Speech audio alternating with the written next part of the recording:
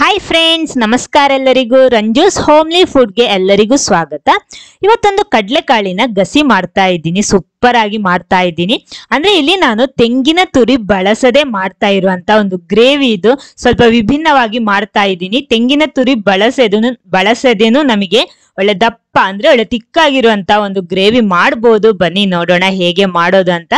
ಆಮೇಲೆ ನೀವು first time ಈ ಚಾನಲ್ ನೋಡ್ತಿದ್ರೆ ಚಾನಲ್ ಸಬ್ಸ್ಕ್ರೈಬ್ ಮಾಡಿ ಸಪೋರ್ಟ್ ಮಾಡಿ. ಅದರ ಪಕ್ಕದಲ್ಲಿರುವ ಬೆಲ್ ಐಕನ್ ಪ್ರೆಸ್ ಮಾಡಿ, ಅದರಲ್ಲಿ ಬರುವ ಆಲ್ ಆಪ್ಷನ್ಗೂ ಕ್ಲಿಕ್ ಮಾಡಿ. ಹಾಗಿದ್ರೆ ಮಾತ್ರ ನಾನು ಹಾಕುವಂತಹ ಹೊಸ ವಿಡಿಯೋಸ್ಗಳ ನೋಟಿಫಿಕೇಶನ್ ನಿಮಗೆ ಸಿಗುತ್ತೆ.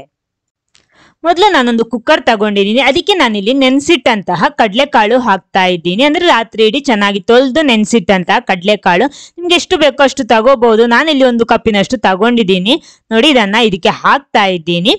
ಆಮೇಲೆ ಇದಕ್ಕೆ ಬೇಯಿಸುವಾಗ ನೋಡಿ ಇಷ್ಟು ಸಾಮಗ್ರಿ ನಾನು ರೆಡಿ ಮಾಡಿಟ್ಟಿದ್ದೀನಿ. 2 ಕಾಯಿ ಮೆಣಸು, ಆಮೇಲೆ ಶುಂಠಿ, ಬೆಳ್ಳುಳ್ಳಿ, ಕರಿಬೇವು ಇಷ್ಟನ್ನ ಕೂಡ ಇದಕ್ಕೆ ಹಾಕೋಬೇಕು.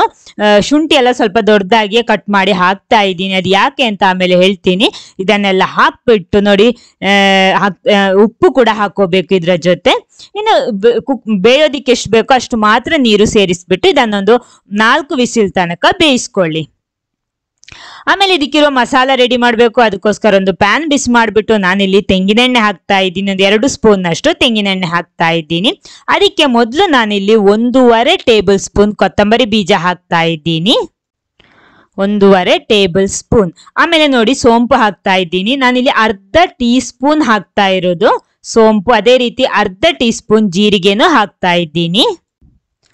ಆಮೇಲೆ ಇದನ್ನ ಒಂದ್ಸಲ ಚೆನ್ನಾಗಿ ರೋಸ್ಟ್ ಮಾಡ್ಕೊಳ್ಳಿ. ನೆಕ್ಸ್ಟ್ ನಮಗೆ ಬೇಕಾಗಿರೋದು 1 ಟೀ ಸ್ಪೂನ್ ನೋಡಿ ಪೋಪಿ ಸೀಡ್, ಅಂದ್ರೆ ಗಸಗಸೆ ಹಾಕ್ತಾ ಇದ್ದೀನಿ. ನೋಡಿ ಈ ರೀತಿ ಇರುತ್ತೆ, ಒಂದು ಲೈಟ್ ವೈಟ್ ಕಲರ್ ಅಲ್ಲಿ ಈ ರೀತಿ ಸಣ್ಣಕ್ಕೆ ಇರುತ್ತೆ.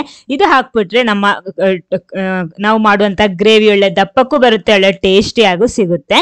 ನೋಡಿ ಇದನ್ನೆಲ್ಲ ಹಾಕ್ಬಿಟ್ಟು ಒಂದ್ಸಲ ಚೆನ್ನಾಗಿ ರೋಸ್ಟ್ ಮಾಡಿ, ಆಮೇಲೆ 1 ಈರುಳ್ಳಿ ದೊಡ್ಡಕ್ಕೆ ತುಂಡು ಮಾಡಿಬಿಟ್ಟು ಹಾಕ್ತಾ ಇದ್ದೀನಿ. ಎಲ್ಲ ಒಂದ್ಸಲ ಚೆನ್ನಾಗಿ ಮಿಕ್ಸ್ ಮಾಡ್ಕೊಳ್ಳಿ. ಇಲ್ಲಿ ನಾನು ಮೆಣಸು ರೋಸ್ಟ್ ಮಾಡಿದ ಮೆಣಸು ಉಪಯೋಗಿಸ್ತಾ ಇರೋದು, ಅದ ಕಾರಣ ಹಾಕೊಂಡಿಲ್ಲ. ಇಲ್ಲ ಅಂದ್ರೆ ನೀವು ಈರುಳ್ಳಿ ಹಾಕೋದಕ್ಕಿಂತ ಮುಂಚೆನೆ ಹಾಕೊಳ್ಳಿ, ಇಲ್ಲಾಂದ್ರೆ ರೋಸ್ಟ್ ಆಗಲ್ಲ. ಆಮೇಲೆ ಕರಿಬೇವುನು ಹಾಕಿದ್ದೀನಿ. ಎಲ್ಲ ಒಂದ್ಸಲ ಚೆನ್ನಾಗಿ ರೋಸ್ಟ್ ಮಾಡ್ಕೊಳ್ಳಿ. ಇನ್ನು 1 ಟೊಮೆಟೊ ಕೂಡ ಹಾಕ್ತಾ ಇದ್ದೀನಿ. ಇಲ್ಲಿ ನಾನು ಹುಳಿಗೆ ಟೊಮೆಟೊ ಮಾತ್ರ ಬಳಸಿರೋದು. ನಿಮ್ಗೆ ಹುಳಿ ಕಡಿಮೆ ಅಂತ ಅನಿಸಿದ್ರೆ ಸ್ವಲ್ಪ ಹುಣಸೆಹಣ್ಣಿನ ಜ್ಯೂಸು ಕೂಡ ಹಾಕೋಬಹುದು. ಆಮೇಲೆ ಇವಾಗ 1 ಟೊಮೆಟೊ ಇದಕ್ಕೆ ಹಾಕಿದ್ದೀನಿ. ಎಲ್ಲ ನೋಡಿ ಚೆನ್ನಾಗಿ ಮಿಕ್ಸ್ ಆಗಿದೆ. ಸ್ವಲ್ಪ ಅರಶಿನ ಹುಡಿನೂ ಹಾಕಿದ್ದೀನಿ. ಎಲ್ಲ ಮಿಕ್ಸ್ ಆಗ್ಬೇಕಂದ್ರೆ ಟೊಮೆಟೊನು ಚೆನ್ನಾಗಿ ಬೇಯಬೇಕು ಇದ್ರಲ್ಲೇ, ಈ ಎಣ್ಣೆಯಲ್ಲೇ. ನೋಡಿ ಇವಾಗ ನಮ್ಮ ಮಸಾಲೆ ಇಲ್ಲಿ ರೆಡಿ ಆಗಿದೆ. ಚೆನ್ನಾಗಿ ಟೊಮೆಟೊ ಕೂಡ ಬೆಂದು ಎಲ್ಲ ರೆಡಿ ಆಗಿದೆ. ಇನ್ನು ಇದನ್ನೊಂದು ಪ್ಲೇಟಲ್ಲಿ ಹಾಕಿಡ್ತಾ ಇದ್ದೀನಿ. ಇದು ರುಬ್ಬೋದಿಕ್ಕಿರುವಂತಹ ಮಸಾಲ. ನೋಡಿ ನಮ್ಮ ಕಡಲೆಕಾಳು ಕೂಡ ಬೆಂದು ಇವಾಗ ರೆಡಿ ಆಗಿದೆ. ಇದನ್ನು ಓಪನ್ ಮಾಡ್ತಾ ಇದ್ದೀನಿ. ಆವಿಯೆಲ್ಲ ಹೋಗಿದೆ. ನೋಡಿ ನಮ್ಮ ಕಡಲೆಕಾಳು ಬೆಂದು ಕರೆಕ್ಟ್ ಆಗಿದೆ. ನೋಡಿ ಈ ರೀತಿ ಬೇಯಬೇಕು. ನೋಡಿ ಇಷ್ಟು ಸಾಕು. ಆಮೇಲೆ ಇದರಿಂದ ನಾನಿಲ್ಲಿ 1 ಸೌಟು ಕಡಲೆಕಾಳು ತೆಗಿತಾ ಇದ್ದೀನಿ. ಒಂದು ಬೌಲಲ್ಲಿ ಹಾಕ್ತಾ ಇದ್ದೀನಿ. ಆಮೇಲೆ ನಾವು ಆವಾಗ ಶುಂಠಿ ಬೆಳ್ಳುಳ್ಳಿ ಎಲ್ಲ ಹಾಕೊಂಡಿದ್ದೀವಿ ಅಲ್ವಾ, ಅದನ್ನು ಕೂಡ ಇದರಿಂದ ತೆಗಿತಾ ಇದ್ದೀನಿ. ಅದಕ್ಕೋಸ್ಕರ ನಾನಿಲ್ಲಿ ದೊಡ್ಡ ಪೀಸ್ ಮಾಡಿಬಿಟ್ಟು ಹಾಕಿರೋದು ಇದಕ್ಕೆ. ನೋಡಿ ಈ ರೀತಿ ಇದೆ. ಶುಂಠಿ ಮತ್ತು ಬೆಳ್ಳುಳ್ಳಿ ಮಾತ್ರ ತೆಗಿತಾ ಇರೋದು. ನೋಡಿ ಇವಾಗ ಇಷ್ಟು ಮಾತ್ರ ಇದೆ. ಒಂದು ಮಿಕ್ಸಿ ಜಾರ್ ತಗೊಳ್ಳಿ. ಮೊದಲು ನಾವಿಲ್ಲಿ ರೋಸ್ಟ್ ಮಾಡಿಟ್ಟಂತಹ ಮಸಾಲೆ ಇದೆಯಲ್ಲ, ಅದನ್ನ ಈ ಮಿಕ್ಸಿ ಜಾರಿಗೆ ಹಾಕೋಬೇಕು. ಮೊದಲು ಎಲ್ಲ ಹಾಕ್ತಾ ಇದ್ದೀನಿ.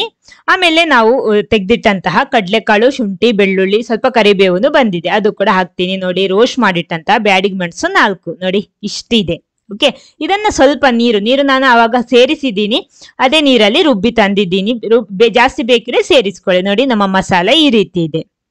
ಓಕೆ, ನಾನು ಆಮೇಲೆ ಅದೇ ಪ್ಯಾನಿಗೆ ನಾನು ಉಪಯೋಗಿಸ್ತಾ ಇರೋದು, ಅದೇ ಪ್ಯಾನಿಗೆ ಸ್ವಲ್ಪ ಎಣ್ಣೆ ಹಾಕ್ತಾ ಇದ್ದೀನಿ. 1.5 ಟೀ ಸ್ಪೂನ್ ಅಷ್ಟು ಎಣ್ಣೆ ಹಾಕಿ ಅದಕ್ಕೆ ನಾನಿಲ್ಲಿ 1 ಈರುಳ್ಳಿ ಸಣ್ಣಕ್ಕೆ ತುಂಡು ಮಾಡಿಟ್ಟಿದ್ದೆ, ಅದನ್ನ ಸೇರಿಸ್ತಾ ಇದ್ದೀನಿ. ಅದನ್ನ ಇದಕ್ಕೆ ಹಾಕ್ಬಿಟ್ಟು ಚೆನ್ನಾಗಿ ಫ್ರೈ ಮಾಡ್ಬೇಕು. ಈರುಳ್ಳಿ ನೋಡಿ, ನಾನು ಸಾಸಿವೆ ಹಾಕೋದಿಕ್ಕೆ ಮರ್ತ್ಬಿಟ್ಟೆ. ಮೊದಲು ಸಾಸಿವೆ ಹಾಕೊಳ್ಳಿ. ಅದಕ್ಕೋಸ್ಕರ ನಾನಿಲ್ಲಿ ಸೈಡಲ್ಲಿ ಹಾಕ್ತಾ ಇದ್ದೀನಿ. ಯಾಕಂದ್ರೆ ಇದ್ರ ಮೇಲ್ಗಡೆನೆ ಹಾಕ್ಬಿಟ್ರೆ ಸಾಸಿವೆ ಸಿಡಿಯಲ್ಲ. ಅದಕ್ಕೋಸ್ಕರ ಸೈಡಲ್ಲಿ ಹಾಕ್ಬಿಟ್ಟು ಸಾಸಿವೆ ಸಿಡ್ದ ಮೇಲೆ ಇದನ್ನ ಮಿಕ್ಸ್ ಮಾಡ್ಕೊಳ್ಳಿ. ಎಲ್ಲ ಒಂದ್ಸಲ ಚೆನ್ನಾಗಿ ಮಿಕ್ಸ್ ಆಗ್ಲಿ ಈ ರೀತಿ. ನೋಡಿ ಇನ್ನು ನಾವಿಲ್ಲಿ ರುಬ್ಬಿಟ್ಟಂತ ಮಸಾಲ, ಶುಂಠಿ ಬೆಳ್ಳುಳ್ಳಿ ಪೇಸ್ಟ್ ಏನು ಸಪರೇಟ್ ಹಾಕ್ಬೇಕಾದ ಅವಶ್ಯಕತೆ ಇಲ್ಲ, ಎಲ್ಲ ಈ ಮಸಾಲೆಯಲ್ಲಿ ಇದೆ. ಇದನ್ನ ಹಾಕ್ಬಿಟ್ಟು ಒಂದ್ಸಲ ಚೆನ್ನಾಗಿ ಎಣ್ಣೆಯಲ್ಲಿ ರೋಸ್ಟ್ ಮಾಡಿ, ನೀರು ಬೇಕಿದ್ರೆ ಸ್ವಲ್ಪ ಮಿಕ್ಸಿ ಜಾರಿಗೆ ನೀರು ಸೇರಿಸ್ಬಿಟ್ಟು ಹಾಕೊಳ್ಳಿ. ನೀರು ನಿಮ್ಗೆ ಎಷ್ಟು ಬೇಕೋ ಅಷ್ಟು ನೋಡ್ಕೊಂಡು ಸೇರಿಸ್ಬೋದು. ಜಾಸ್ತಿ ದಪ್ಪ ಬೇಕಿದ್ರೆ ಸ್ವಲ್ಪ ಕಡಿಮೆ ನೀರೇ ಸೇರಿಸ್ಕೊಳ್ಳಿ. ರುಚಿಗೆ ತಕ್ಕಷ್ಟು ಉಪ್ಪು ಕೂಡ ಹಾಕ್ತಾ ಇದ್ದೀನಿ. ಆಮೇಲೆ ಇಲ್ಲಿ ನಾನು ಸ್ವಲ್ಪ ಬೆಲ್ಲ ಮತ್ತು ಸ್ವಲ್ಪ 1/4 ಟೀ ಸ್ಪೂನ್ ಅಷ್ಟು ಇಂಗು ಕೂಡ ಇದಕ್ಕೆ ಹಾಕೊಂಡಿದ್ದೀನಿ. ಬೆಲ್ಲ ಅಂದ್ರೆ ಜಸ್ಟ್ ಟೇಸ್ಟ್ ಬ್ಯಾಲೆನ್ಸ್ ಮಾಡೋದಕ್ಕೋಸ್ಕರ ಮಾತ್ರ. ನೋಡಿ ಇದನ್ನ ಚೆನ್ನಾಗಿ ಕುದಿ ಬರ್ಲಿ. ನೋಡಿ ಇವಾಗ ಕುದಿ ಬಂದಿದೆ. ವಾವ್, ನಮ್ಮ ಮಸಾಲೆ ನೋಡಿ ಈ ರೀತಿ ಇದೆ. ಇವಾಗ ಇನ್ನು ಇದಕ್ಕೆ ನಾವಿಲ್ಲಿ ಬೇಯಿಸಿಟ್ಟಂತಹ ಕಡಲೆಕಾಳು ಸೇರಿಸ್ತಾ ಇದ್ದೀನಿ. ಎಲ್ಲ ಕಡಲೆಕಾಳು ಹಾಕ್ಬಿಟ್ಟು ಒಂದ್ಸಲ ಇದನ್ನ ಚೆನ್ನಾಗಿ ಮಿಕ್ಸ್ ಮಾಡಬೇಕು. ನೋಡಿ ನಮ್ಮ ಗ್ರೇವಿ ನೋಡಿ ಯಾವ ರೀತಿ ಇದೆ ಅಂತ. ತೆಂಗಿನ ತುರಿ ಬಳಸದೇನು ನಮಗೆ ಒಳ್ಳೆ ಟೇಸ್ಟಿ ಆಗಿರುವಂತಹ ಗ್ರೇವಿ ಮಾಡ್ಬೋದು. ನೋಡಿ ಈ ರೀತಿ ಇದೆ. ಅಂದ್ರೆ ನಿಮ್ಗೆ ಇದು ಜಾಸ್ತಿ ನೀರು ಬೇಕಿದ್ರೆ ಸ್ವಲ್ಪ ನೀರನ್ನು ಸೇರಿಸ್ಬೋದು, ತೊಂದರೆ ಏನಿಲ್ಲ. ಸ್ವಲ್ಪ ಗರಂ ಮಸಾಲ ಹಾಕ್ತಾ ಇದ್ದೀನಿ. ಚಿಕನ್ ಮಸಾಲ ಇಷ್ಟ ಇದ್ದವರು ಚಿಕನ್ ಮಸಾಲಾನು ಸೇರಿಸಬಹುದು, ಆವಾಗ್ಲೂ ಚೆನ್ನಾಗಿ ಸಿಗುತ್ತೆ.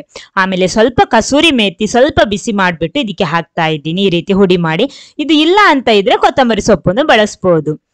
ನೋಡಿ ಎಲ್ಲ ಒಂದ್ಸಲ ಚೆನ್ನಾಗಿ ಮಿಕ್ಸ್ ಮಾಡಿಬಿಟ್ಟು ಇದು ಸ್ವಲ್ಪ ಕುದಿ ಬರಬೇಕು. ನೋಡಿ ಇವಾಗ ಈ ರೀತಿ ಇದೆ. ಉಪ್ಪು ಹುಳಿ ಏನಾದ್ರೂ ಕಡಿಮೆ ಇದ್ರೆ ನಿಮ್ಗೆ ಸೇರಿಸ್ಬೋದು. ಕುದಿಲಿ.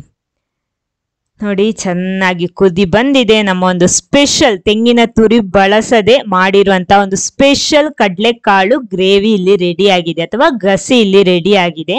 ನೋಡಿ ಈ ರೀತಿ ಇದೆ. ಸಾಕು, ನಾನು ಫ್ಲೇಮ್ ಆಫ್ ಮಾಡ್ತಾ ಇದ್ದೀನಿ ಸ್ಟವ್. ನೋಡಿ ಈ ರೀತಿ ಚಪಾತಿ ಅನ್ನದ ಜೊತೆ ಎಲ್ಲದಕ್ಕೂ ಇದು ಸೂಪರ್ ಆಗಿರುತ್ತೆ. ನೋಡಿ ನೋಡುವಾಗ್ಲೇ ನಿಮ್ಗೆ ಗೊತ್ತಾಗುತ್ತೆ ಎಷ್ಟೊಂದು ದಪ್ಪ ಅಂದ್ರೆ ಎಷ್ಟೊಂದು ತಿಕ್ಕಾಗಿ ಬಂದಿದೆ ಅಂತ. ನೋಡಿ ನೋಡುವಾಗ ಯಾವ ರೀತಿ ಇದೆಯೋ ಅದೇ ರೀತಿ ಟೇಸ್ಟ್ ಕೂಡ ಸೂಪರ್ ಆಗಿರುತ್ತೆ. ಖಂಡಿತ ಒಂದ್ಸಲ ಟ್ರೈ ಮಾಡಿ. ಈ ವಿಡಿಯೋ ಇಷ್ಟ ಆದ್ರೆ ಲೈಕ್ ಮಾಡಿ. Thank you.